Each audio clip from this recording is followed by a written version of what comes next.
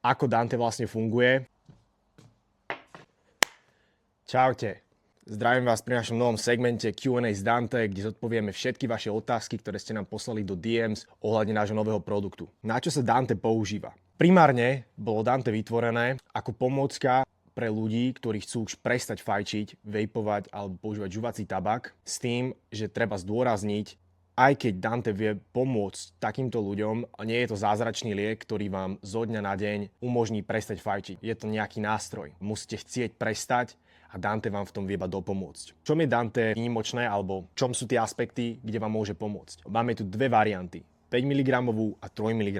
Je to nastavené presne tak, aby človek, ktorý chce prestať fajčiť, nemal iba zo dňa na deň nejaký absťah z toho, že si nemôže dať cigaretu, ten nikotín to telo proste potrebuje. Nápad za tým je taký, že človek začne s 5 mg verziou a postupne bude schopný prejsť na tú 3 mg.